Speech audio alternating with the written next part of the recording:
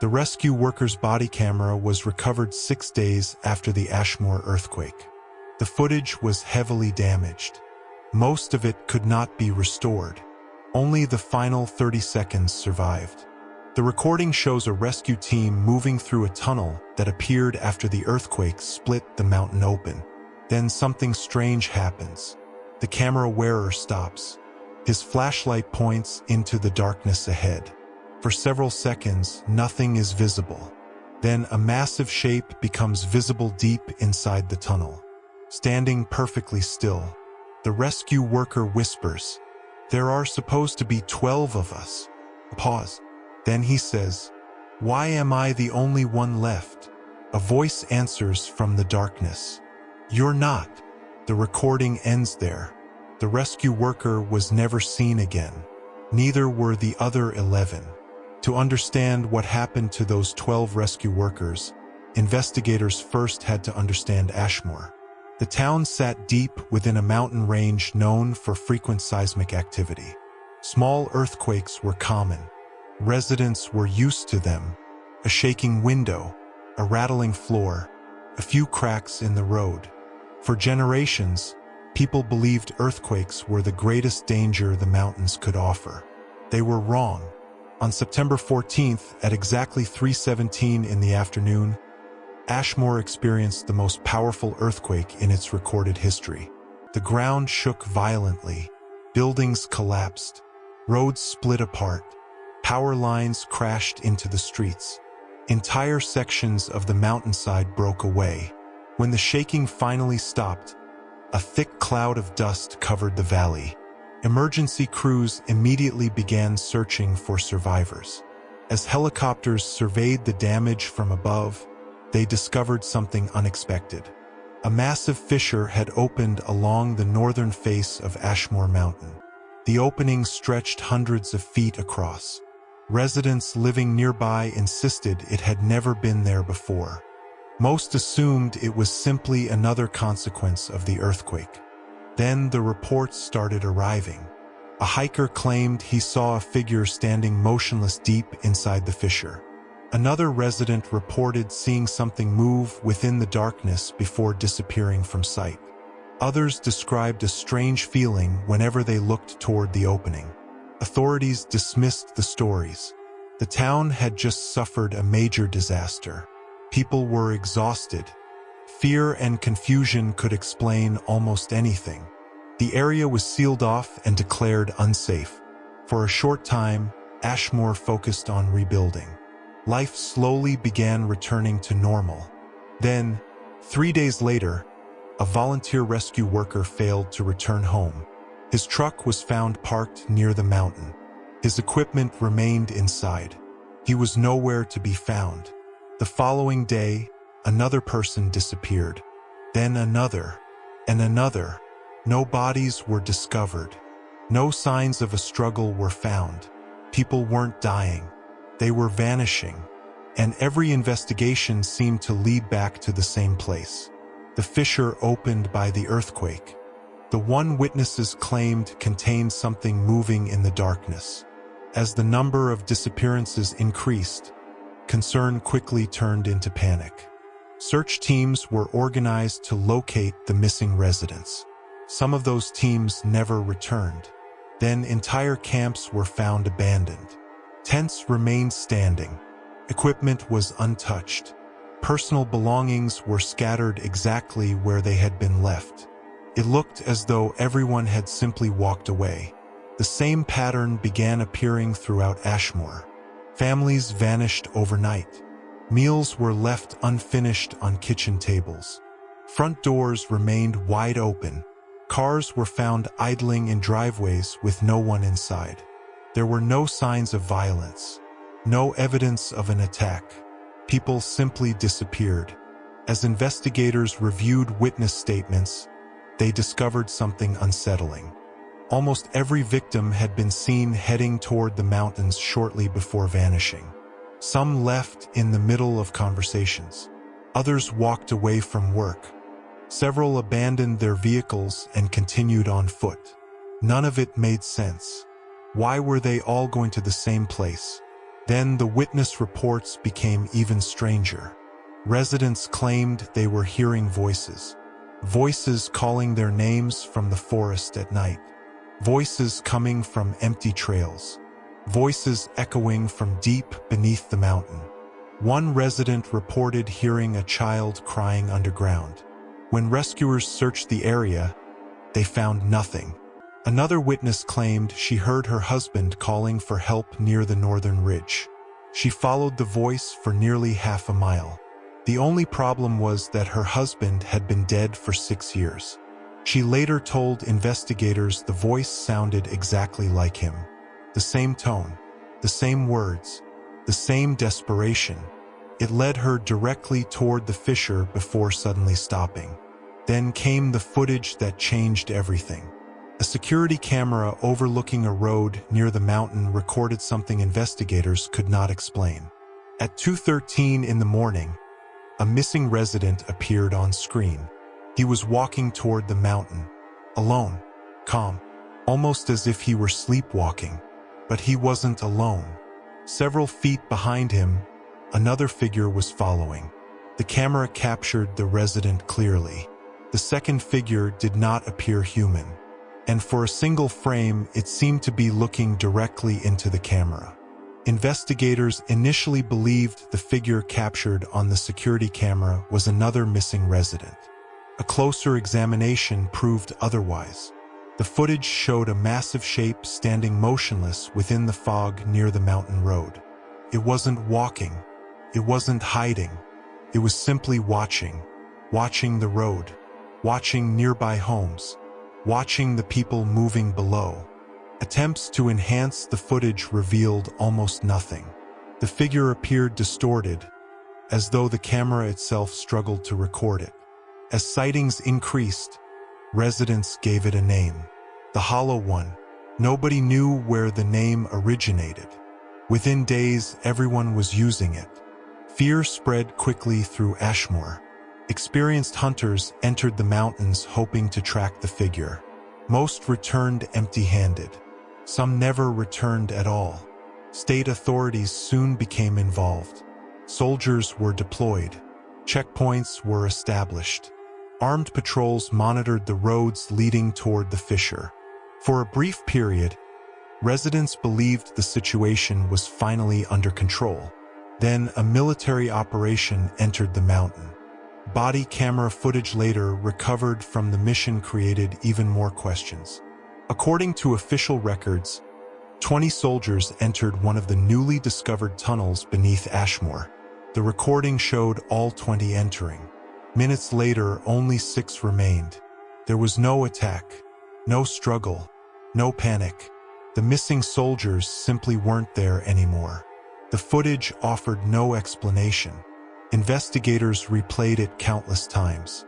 Nobody could determine when the other 14 disappeared. As news of the recording spread, a troubling question began circulating throughout the town. What exactly had escaped during the earthquake? The answer may have surfaced a week later. While clearing debris from an abandoned cabin near the mountain, workers discovered a hidden journal. The pages were old, far older than the town itself. Most of the writing had faded, but one passage remained readable, contained a warning written centuries before Ashmoor even existed. The journal was eventually handed over to historians and language experts. What they uncovered was difficult to believe. According to the text, thousands of years ago, rulers from several ancient kingdoms faced a threat they could not defeat. Priests were summoned. Sorcerers were consulted. Mystics traveled from distant lands. For years, they searched for a way to stop a single entity described only as the devourer beneath. The journal claimed the creature could not be killed, only contained. Several pages described the construction of an enormous underground prison deep beneath a mountain. There were references to vast stone chambers hidden below the earth. Massive seals carved with symbols no one could identify. Chains engraved with sacred markings. And at the center of it all, a prison built to hold something that should never be released. Then investigators noticed a passage that changed everything. The earthquake had not awakened the creature. The creature had already been awake. The earthquake had broken the prison. As Ashmoor struggled to understand the journal, conditions inside the town continued to deteriorate. More people disappeared. More sightings were reported. More voices were heard coming from the mountains after dark.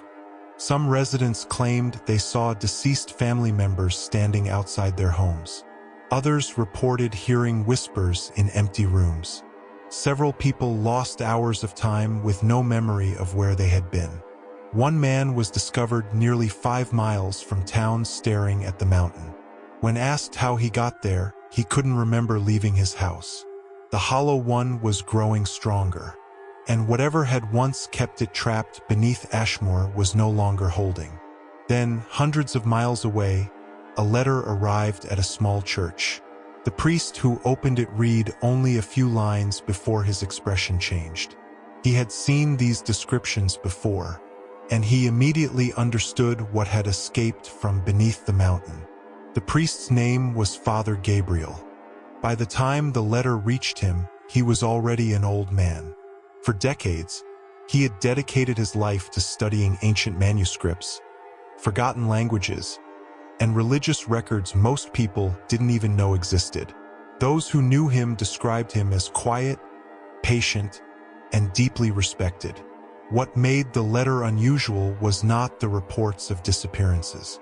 It was the details, the voices, the sightings, the missing time, the figure emerging from beneath a mountain. Father Gabriel had encountered those descriptions before. Years earlier, while examining a collection of ancient texts hidden within a remote monastery, he discovered repeated references to a single entity. The accounts came from different civilizations, different eras, different continents, yet they all described the same being. A creature capable of imitating voices. A creature that drew people toward it. A creature associated with mass disappearances and the collapse of entire settlements. Its true name appeared only once. Then it vanished from every known record, almost as if someone had deliberately erased it from history. One passage contained a warning. The creature could be imprisoned, could be contained, but it could never be destroyed. As Father Gabriel continued comparing the reports from Ashmoor to the ancient manuscripts, a troubling realization emerged. Everything was happening exactly as the texts described. The disappearances, the voices, the growing influence over the town. The creature was following the same pattern it had followed thousands of years ago. And according to the manuscripts, the worst was still to come. Father Gabriel immediately began preparing for the journey to Ashmoor, because he had discovered something else hidden within the texts. A final ritual, a forgotten method capable of stopping the entity once more. But there was a cost so severe that no one had ever attempted it. The ritual required a sacrifice, a living one. By the time Father Gabriel arrived in Ashmoor, much of the town had already been abandoned. The remaining residents rarely left their homes after dark. Within days of his arrival, the priest made his way toward the fissure opened by the earthquake. What he found matched the descriptions in the ancient manuscripts almost perfectly. The fracture led deep beneath the mountain, far deeper than anyone had imagined. The tunnels seemed endless. Ancient symbols covered the stone walls. Passageways opened into vast underground chambers. And hidden beneath centuries of rock and earth stood the ruins of enormous temples. At the center of the complex, Father Gabriel discovered what remained of the prison. The seals were shattered. The chains had been broken. Something had escaped. As he moved deeper into the ruins, he became aware that he was no longer alone. At first, he saw only movement, a shadow crossing a distant corridor, a shape standing where moments earlier there had been nothing, pairs of eyes appearing briefly in the darkness before vanishing again. The Hollow One was there, watching, waiting. The deeper he traveled, the more aggressive the attacks became. He began hearing familiar voices, people he had known throughout his life, friends long dead, family members gone for decades. Some begged him to turn back, others pleaded for help. Then came the memories, moments from his childhood, failures he had spent years trying to forget, nightmares he hadn't experienced since he was a young man. The creature wasn't attacking his body, it was attacking his mind. Several times Father Gabriel nearly abandoned the mission. Several times he questioned whether anything he was seeing was real, but he continued forward. Eventually, deep within the ruins of the prison, he uncovered a truth hidden within the final pages of the manuscripts. The ancient civilizations had never defeated the creature. They had never even come close. And standing within the darkness of the broken prison, Father Gabriel finally understood something terrifying. The Hollow One could not be defeated, only contained. The truth was hidden within the final section of the manuscripts. Father Gabriel's mission had never been to destroy the Hollow One. The ancient texts made that clear. The creature could not be killed, could not be exorcised, could not be erased. The civilizations that imprisoned it thousands of years earlier had discovered only one solution: a living prison, a human vessel capable of containing the entity. The forgotten ritual required a sacrifice. Someone had to willingly become the new seal. Deep within the ruins of the shattered prison, Father Gabriel began the ritual. Ancient prayers echoed through the cavern.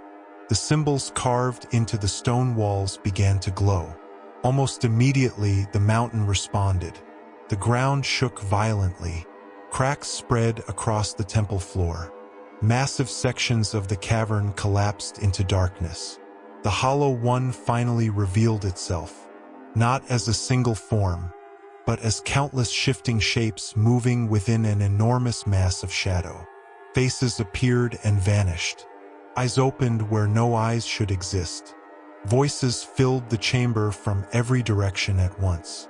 The creature understood what was happening, and for the first time it reacted with fear. The ritual intensified. The shadows surrounding the Hollow One began collapsing inward. The creature fought desperately. The cavern shook harder.